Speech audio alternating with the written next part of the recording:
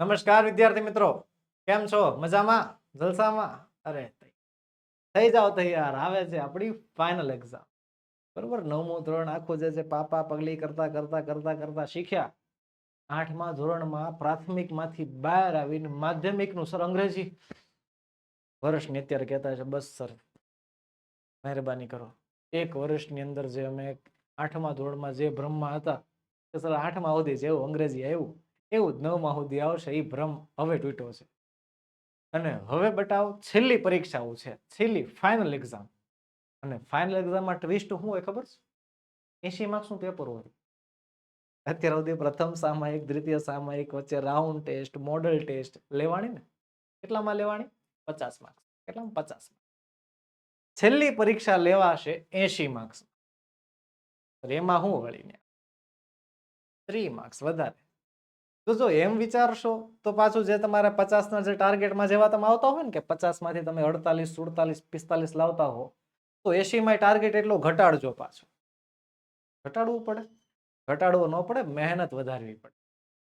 બરોબર, પાપા પગલી કરતા કરતા જે છે માધ્યમિકનું પહેલું ધોરણ એટલે 9મું ધોરણ પૂરું તો કરી નાખ્યું. કાલે એક છેલ્લી છલાંગ, એક છેલ્લો કૂદકો બાકી છે, જે આપણે અત્યારે મારવા જઈ રહ્યા છીએ. જેની મદદ કરવા માટે હું હાજર છું તમારી સામે. તો ચાલો શરૂ કરીએ. એપ્રિલ 2024માં લેવાવાની આપણી જે ફાઇનલ એક્ઝામ 2024 છે, જેનું ધોરણ 9, વિષય અંગ્રેજી, જેના મોસ્ટ આઈએમપી સવાલ. મોસ્ટ આઈએમપી ક્યાંથી વીણા હોય? ઘણા પાસે સવાલ કરશે, તમને કેમ ખબર આ મોસ્ટ આઈએમપી છે? તો મોસ્ટ આઈએમપી સવાલો ગયા વર્ષના પેપરોમાંથી આ વર્ષે પૂછાઈ શકે તેવી શક્યતાઓ ધરાવતા વાળા જેટલા પણ મોસ્ટ આઈએમપી સવાલ છે ને, બધા લીધેલા છે. બધા, એક કઈ પ્રશ્ન બાકી નથી રાખ્યો પાછો. ઘણા એમ કે સર મોસ્ટ આઈએમપી ખાલી નિબંધમાં હોય, મોસ્ટ આઈએમપી ખાલી ઈમેલમાં હોય, બરોબર, ઓલા બધામાં થોડું હોય. મેં બધામાં જ લીધી નાખ્યું. પેરેગ્રાફ વાળા સવાલ જવાબ બાકી નથી રાખ્યા. એવા પ્રકારના મોસ્ટ આઈએમપી આખો સેટ લઈને જેમાં આપણે આજે સોલ્વ કરવાનું છે. જેમાં આજે આપણે સોલ્વ કરશું ક્વેશ્ચન આન્સર. ક્વેશ્ચન આન્સર એટલે શું? ફકરા વાળા સવાલ જવાબના નામે જેટલું આવતું એ બધું. પછી ડેટા વાળા સવાલ જવાબ હોય, ડાયલોગ વાળા સવાલ જવાબ હોય, કે પાઠના સવાલ જવાબ હોય, બહારના પેરેગ્રાફના સવાલ જવાબ હોય, બધું બધું આપણે જે છે આમાં આજે સોલ્વ કરીશું. ચાલો કરીએ. ચાલો, સૌથી પહેલું છે પહેલો paragraph. He decided to catch a young cub, એટલે કે એક બચ્ચાને પકડવાની જે છે પ્લાનિંગ કરે છે. પહેલો પાઠ ઈડી વાળો પાઠ છે, બરોબર. એમાંથી આ પેરેગ્રાફ પૂછાઈ શકે. એના બે સવાલો શું છે? Why did Ed think of catching a cheetah cub, અને what did Ed decided to do. વિદ્યાર્થી મિત્રો, આ મોસ્ટ આઈએમપી બધા પેરેગ્રાફ છે તમારી માટે ભણેલા. એટલે તરત જ જે છે ફોટા લઈ લેજો, તૈયાર કરી નાખજો, સ્ક્રીનશોટ લઈ લો, તમને ના નથી પાડતો, અને ફટાફટ સોલ્વ કરી નાખો. બરોબર, આગળનો પેરેગ્રાફ છે એ કયા પાઠમાંથી? એના જ પાઠમાંથી, પહેલા જ પાઠમાંથી. બે સવાલ જો અહીંયા છે. What happen at the night, અને who was Shanno, what were his qualities. વિદ્યાર્થી મિત્રો, પેરેગ્રાફ વાળા સવાલ જવાબ સોલ્વ કરવાની પદ્ધતિ શું છે? એક જ પદ્ધતિ, પેરેગ્રાફ વાંચવાનો. ઘણા વિદ્યાર્થીઓ શું ભૂલ કરે છે ખબર? સર અહીંયા સફર લખ્યું છે, સફર સફર સફર સફર સફર સફર ગોતવાનું. મળી જાય, બેઠો જવાબ લખી નાખવાનો. એ વાક્ય આમ તરત છાપી જ નાખવાનું, કોપી પેસ્ટ. એક્ઝામિનર ને માર્ક્સ દેવા હોય તો દે, બાકી અડધો તો આવશે જ. આ ઉમ્મીદની અંદર જે છે તમે આવી રીતે આમાં સોલ્યુશન કરો છો. બાળકો, એવું નથી કરવાનું. પરફેક્ટ પ્લાનિંગ કરો. પેરેગ્રાફને વાંચો, સમજો. પેરેગ્રાફને વાંચા સમજ્યા પછી સવાલ વાંચો અને સમજો, અને પછી જે છે જવાબ લખો ને. શું કહે છે પેલો સવાલ? હાઉ ડીડ સોનિયા સફર બીકોઝ ઓફ ટૂટેજ, કે ટૂટેજ એટલે કે દાંતના દુખાવાના કારણે સોનિયાને કેવો પીડા થતી હતી, કેવી આમ જે છે એને સફરિંગ થતું હતું. તો જે સફરિંગ થતું હતું, જે પીડા થતી હતી, બધું લખી નાખવાનું. પછી વોટ ડીડ સોનિયાસ અંકલ સે, સોનિયાના કાકાએ શું કહ્યું? તો શું કહ્યું? તો જો અહીંયા લખ્યું છે, we must visit a dentist, કે આપણે ડેન્ટિસ્ટને મળવું જોઈએ. તો આ પ્રમાણે જે છે આ જવાબ છે તમારો મુખ્ય, જેમાં તમારે આગળ પાછળ જે કાંઈ પણ જોડવાનું આવતું એ બધું જોડીને અને જે છે તમારે લખવાનું. આગળ વધીએ. આગળ સોનિયા કહે છે મોલાર વોટ ઇઝ ઇટ. આ જ પાઠમાંથી છે, બીજા પાઠમાંથી. તેમાંથી બે સવાલ છે. Name the two types of teeth, બે પ્રકારના જે દાંત આવે એના નામ લખો. અને વોટ ઇઝ મોલાર, મોલાર શું છે એના વિશે લખવાનું છે. આગળ વધીએ. આગળ સોનિયા અને ડોક્ટર શર્મા વચ્ચેની પાછી વાતચીત છે, બીજા પાઠમાંથી જ છે. વાય ડઝ ધારા ફીલ એમ્બેરેસ્ડ, કે ધારાને શા માટે શરમ જેવું લાગતું. અને what is the solution of uneven growth of teeth, કે દાંત જો વાંકા ચૂકા ઉગ્યા હોય એનું સોલ્યુશન શું. બરોબર, એ બીમારીનું નિરાકરણ શું આવશે. આગળ વધીએ. આગળ છે one evening there was the gathering of a close family friends. ના ઘરે ફેમિલી ફ્રેન્ડ્સ બધું આવ્યું હતું. મોહન ના ઘરે. Mohan and his Veena. Unit number કેટલામું? 3. મોહનના ભાઈઓ. What did Mohan's brother sister and nephews do at the gathering? એના ભાઈઓ બહેનો જે ભત્રીજાઓ છે ગેધરિંગમાં શું કરતા હતા? પછી વોટ ડીડ મોહન વિશ? મોહનની ઈચ્છા શું હતી? આગળ વધતા પહેલા એક ખાસ નોંધ વિદ્યાર્થી મિત્રો કે ધોરણ 9 ની વાર્ષિક પરીક્ષા 2024 માટે ખાસ ઉપયોગી એવા મોસ્ટ આઈએમપી પ્રશ્નપત્રો તમારી માટે તૈયાર છે. બરોબર. પછી પ્રશ્નપત્રની અંદર બધા જ વિષયના રેડી ટુ પ્રિન્ટ પ્રશ્નપત્ર અને સોલ્યુશનની પીડીએફ સાથે ઉપલબ્ધ છે, જેની કિંમત માત્ર 20 રૂપિયા. બીજી વસ્તુ, જૂના પ્રશ્નપત્રો જે ગયા વર્ષના હતા એ ગયા વર્ષના પ્રશ્નપત્રના સોલ્યુશનની પીડીએફ સાથેની કિંમત જે છે કેટલી છે? માત્ર 20 રૂપિયા. આપણો વોટ્સએપ નંબર છે 7046222254. આપણા વોટ્સએપ નંબર પર તમે કોન્ટેક્ટ કરીને પણ આ પીડીએફ મેળવી શકો છો. અને આપણી એકમ કસોટી આ વર્ષમાં જેટલી લેવાની ને એ બધી આ વર્ષમાં લેવાયેલ તમામ એકમ કસોટી બધા જ વિષયની એકમ કસોટીના સોલ્યુશન સાથેની પીડીએફ જે છે તમારી માટે ઉપલબ્ધ છે, જેની કિંમત માત્ર 40 રૂપિયા રાખેલી છે. બધા વિષયની એકમ કસોટી જોજો, સાંભળજો. ખાલી એક વિષય નહીં, બધા જ વિષયની એકમ કસોટીની કિંમત 40 રૂપિયા. તો આ ઓફરનો લાભ બને એટલા ઝડપથી લઈ લેજો, કારણ કે એક્ઝામ હમણાં આવીને ઉભી રહી. આગળ વધીએ. આગળ આપણને આપ્યું છે not only that sound my instrument produces is important. આ પણ ઈ જ પાઠ, મોહન વાળો પાઠ. 2 સવાલ આપ્યા છે. What was important for Mohan? કે મોહન માટે જરૂરી શું હતું? અને which award has Pandit Vishwa Mohan Bhatt won? Pandit Vishwa Mohan Bhatt કયો એવોર્ડ જીતા છે? કયો એવોર્ડ જીતા? અહીંયા લખ્યું સર, ગ્રેમી એવોર્ડ. તો એ જવાબ તમારે લખવાનો છે. આગળ વધીએ. આગળ જે છે ચાંદની વાળો પાઠ છે, કોલ ઓફ ધ હિલ્સ. બરોબર. તો પહેલો સવાલ છે what did Chandni like about the hills? કે ચાંદની જે છે આ હિલ્સ વિશે કેવું ફીલ કરે છે અને શું ગમે છે એમાં. અને વોટ ડીડ ચાંદની હેટ? ચાંદનીને શેનો ગુસ્સો આવે છે? તો ઘણા વિદ્યાર્થી મિત્રો મને કમેન્ટ કરે છે, સર ઇંગ્લિશ જે છે ને આમ અઘરો સબ્જેક્ટ લાગે છે. બરોબર. હવે છે ને એક વસ્તુ મને જ સમજાય, એટલે વાત કહી દઉં તમને. સમાજ વિજ્ઞાન, ગુજરાતી, ગણિત, સંસ્કૃત એટલે અંગ્રેજી સિવાય બાકીના બધા એ બાકીના બધા જે વિષયો હોય ને એની અંદર મને અલગ અલગ કેટેગરીના વિદ્યાર્થીઓ દેખાય. જો આ બધી વાત તમારે શેર કરું છું. કેમ? કારણ કે તમને લગતી છે. અલગ અલગ કેટેગરી એટલે કોઈને બધામાં પૂરેપૂરું આવડતું હોય, કોઈને થોડુંક ઓછું આવડતું હોય, કોઈને જે છે એનાથી ઓછું આવડતું હોય, કોઈને હાવ ન આવડતું. ઇંગ્લિશમાં મને 2 કેટેગરીના જ વિદ્યાર્થીઓ દેખાય, ખાલી 2. એક તો બધું આવડતું હોય ને એકને કાંઈ ન આવડતું હોય. હા, 80 માર્ક્સના પેપર હમણાં ચેક કરવી ને એટલે 2 ભાગ પડ્યા છે. 2 ભાગ એટલે કેવા ભાગ ખબર છે? કે ભાઈ એક થપ્પો એવો છે જેમાં 72, 75, 77, 74 એવા માર્ક્સ વાળા વિદ્યાર્થીઓ છે. 80 માંથી 80 વાળા છે 2-3 એમ તો. અને એક થપ્પો એવો છે જેમાં 80 માંથી 55, 60, 45, 33. તો હું વિચારું છું આ 60 થી 70 વચ્ચેના વિદ્યાર્થીઓ જે છે ક્યાં ગયા છે? બધાએ પેપરના થપ્પા હોય એમાં બધાએ ભાગ પડતા હોય ને. મારા વિષયમાં કેમ આવું? મારા વિષયમાં 60 વાળા 2-3 જણા, બાકીના 50 નીચે જ છે, ક્યાં 70 ઉપર છે. તો વચ્ચેના વિદ્યાર્થીઓ ગયા છે ક્યાં? હું કહું ક્યાં ગયા છે? એના મામાના ઘરે ગયા છે. ખરેખર નહીં, એવું નથી. એને પ્રયત્ન મૂકી દીધો છે. આ એવા વિદ્યાર્થીઓ છે જે વિદ્યાર્થીઓ વર્ષની શરૂઆત આવે ને ત્યારે નક્કી કરે આ વર્ષે તો અંગ્રેજી શીખીને રહેવું છે. અને જેવા 2 પાઠ પૂરા થાય, 2 પાઠ, આપણે 11 પાઠ હતા 9મા ધોરણમાં, 2 પાઠ પૂરા થાય એટલે બસ ઉત્સાહ બધો ફૂસ દઈને બેસી જાય. કેમ? આ આપણને રેવા દે, બીજામાં ધ્યાન દઈ, માર્ક્સ લઈ આવશું, ટકા લઈ આવશું, એમ મનમાં હાથે વિચાર લે. પાછું એ પોતાના મિત્રોને કે મેં તો આવું વિચાર લીધું, ઇંગ્લિશમાં જે છે 50 માંથી 35 આવશે, 30 આવશે, ગણિતમાં આપણે મહેનત કરી નાખશું પૂરેપૂરી, ગુજરાતીમાં તો પેપર ફાડ નાખવી કે નહીં. એટલે એવરેજ જે છે એની 70-75 ની આવી જાય, ઘરે રિઝલ્ટ બતાવી દે, મમ્મી સહી કરી નાખે, રેડી. ઇંગ્લિશના માર્ક્સ તો હું એ પછી પપ્પા નથી ફાવતું એટલું બધું. પપ્પા જાય સ્કૂલે, ઇંગ્લિશના સાહેબને કયો થોડુંક ધ્યાન આપે, સાહેબ જે છે ધ્યાન આપે, હા સાહેબ કહી દે હા ધ્યાન આપશું. પણ બાળકે મનમાં શું વિચાર્યું છે એ તો તમે જોવો.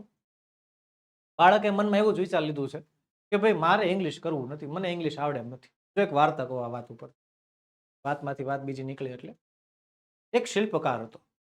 શિલ્પકાર તમને ખબર હશે, પથ્થર ઉપર જે છે હથોડા મારી મારીને, છીણી મારી મારીને જે છે મૂર્તિ બનાવે, એવો મસ્ત મસ્ત એક શિલ્પકાર હતો.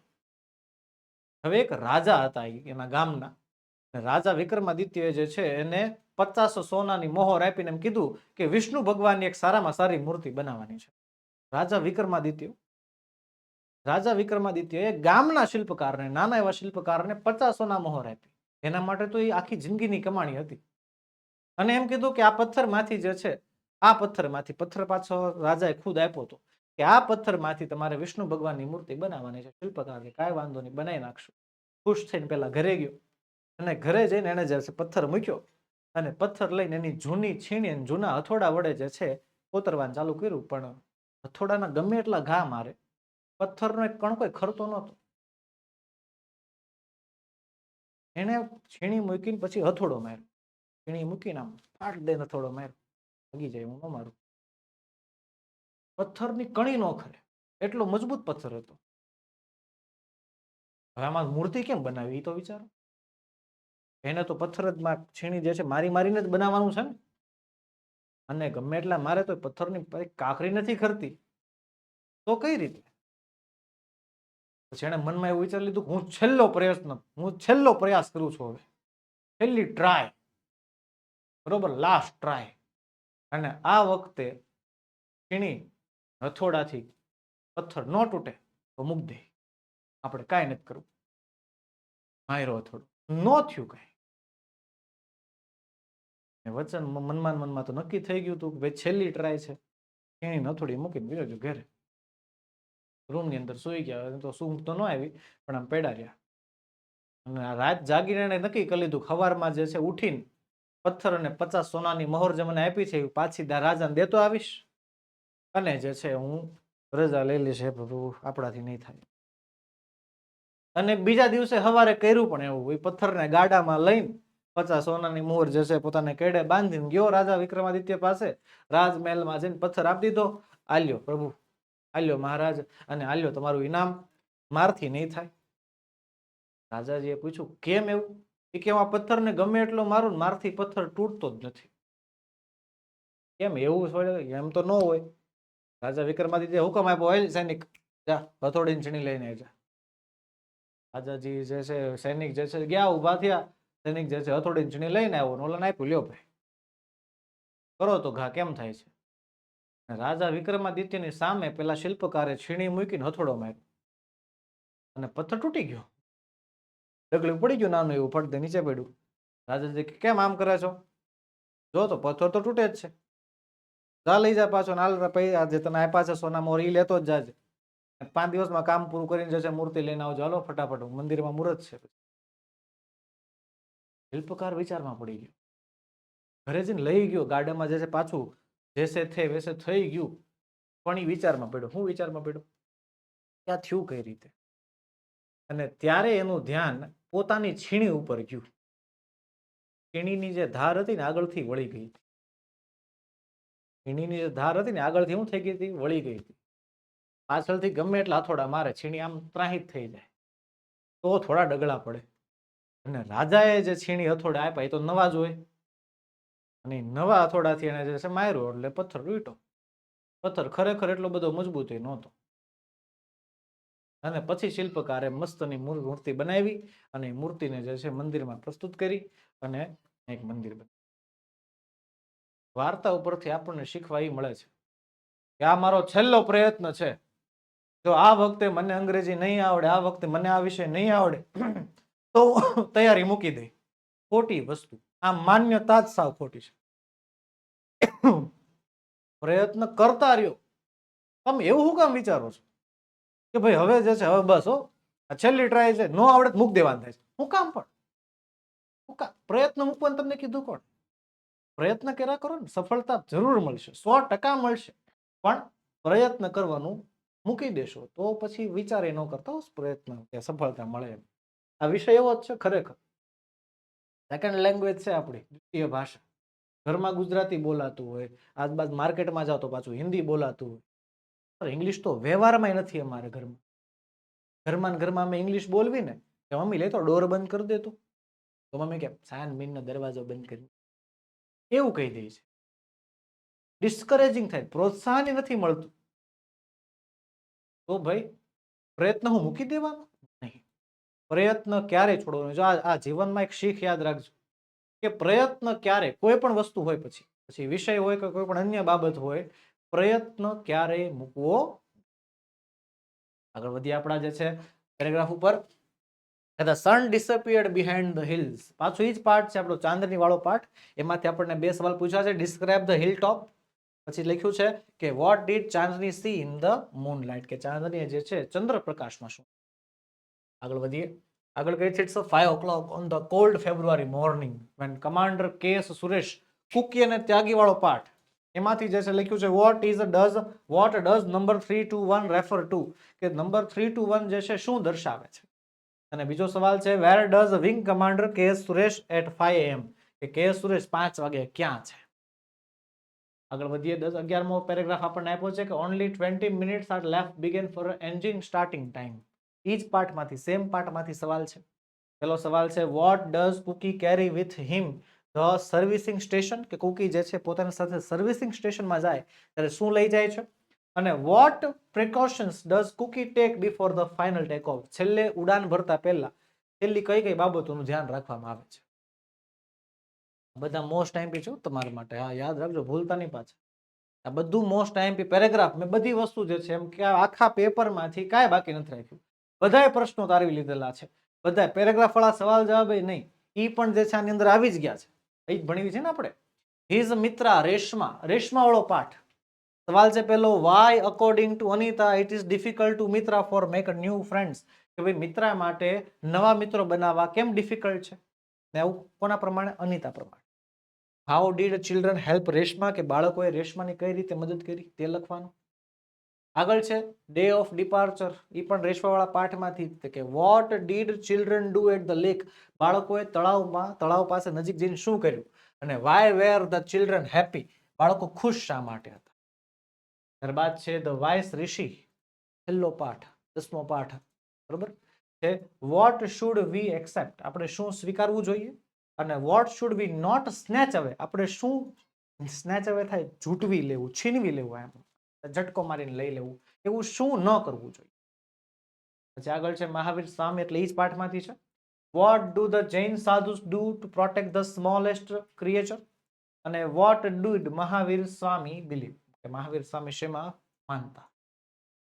આગળનો પ્રશ્ન વધીએ. આગળનો પ્રશ્ન છે આપણો કયો? Read the stanza and answer the question, એટલે કે પોયમમાંથી સવાલ.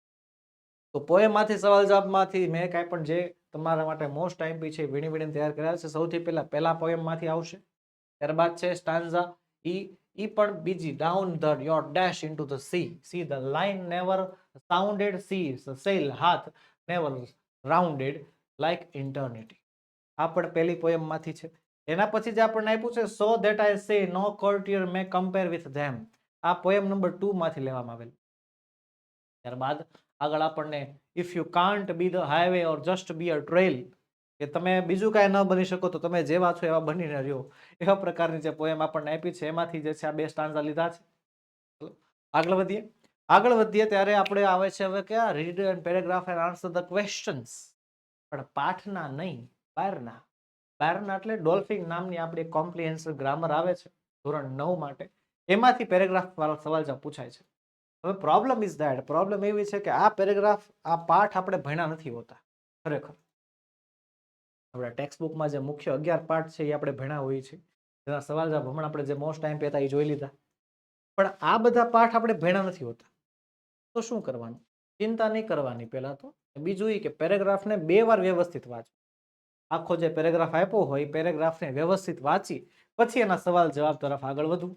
બરોબર, પેરેગ્રાફ અહીંયા પૂરો થાય છે. અહીંથી સવાલ જવાબ શરૂ થાય છે કે what did the shopkeeper C in the door way, કે દુકાનદારે દરવાજાના ઉંબરા એટલે કે દરવાજા પાસે શું જોયું. પછી what did the woman want, એ સ્ત્રીને શું જોતું હતું. અને why did the shopkeeper not demand any money, કે શા માટે દુકાનદારે પૈસા ન માંગ્યા. Describe the woman in a grey, એ છોકરીનું વર્ણન કરો. અને what did the woman do after taking the milk, કે સ્ત્રીએ જે છે દૂધ લીધા પછી, દૂધની બોટલ લીધા પછી શું કર્યું. આગળ પણ આવી રીતે પેરેગ્રાફ આપણને આપેલો છે. નાઉ ધ મધર વુલ્ફ, મોગલી વાળો પાર્ટ છે, એમાંથી આપણને સવાલ પૂછેલા છે. બરોબર, આ આપણા માટે મોસ્ટ આઈમ્પી રહેશે. ત્યારબાદ Swamiji was the great lover of books, Swamiji Akhandanand વિશે વાત કરેલી છે અને એના વિશે જે છે આપણને પાછળ સવાલ આપેલા છે. ત્યારબાદ આગળનો સવાલ છે read the interview and answer the question. મેં તમને કીધું તું એક સવાલ હું બાકી નહીં મૂકું, બધાય સવાલને આવરી લઈશ કે વાતચીતમાંથી સવાલ જવાબ જે પૂછાય છે એના વિશે. હવે વાતચીતમાંથી સવાલ જવાબ પૂછાય એમાં ધ્યાન રાખવાનું ખબર છે, જે વાતચીત હોય ને એમાં જો આઈ વી યુ એવું લખ્યું હોય. જ્યારે એના પ્રશ્નો પૂછાય ત્યારે આઈ નામનો શબ્દ લખવાનો ન આવે. એનું નામ, એનું સર્વનામ, હી શી ઇટ, જે કાંઈ પણ ધ્યેય બહુવચન હોય તો આ બધી વસ્તુ લખવાની હોય. અને આ સર્વનામની મિસ્ટેકના કારણે તમારા માર્ક્સ આમાંથી જે છે કપાય.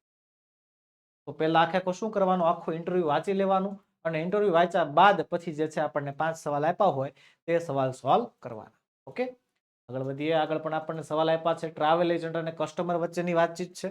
ફેમિલીમાં કંઈક જવું હશે અને જેના ઉપરથી આપણને 5 સવાલ પૂછેલા છે. બરોબર, આ બધું સોલ્વ કરી નાખજો.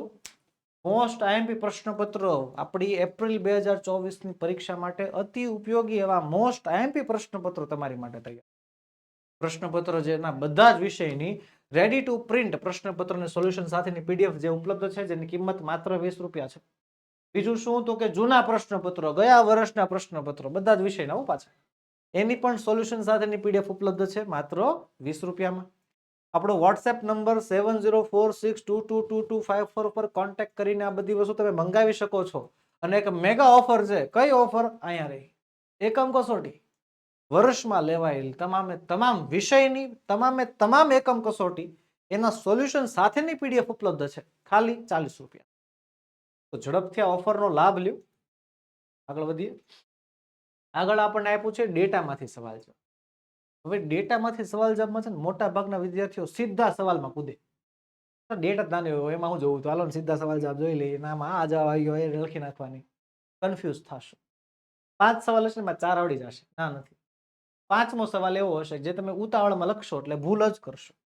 બરોબર, એક્ઝામ્પલ તરીકે જો અહીંયા આપણને આ ડેટા આપ્યા છે, સુરેશભાઈ, નેહાબેન છે, પછી અહીંયા પૌત્ર પૌત્રીઓ છે.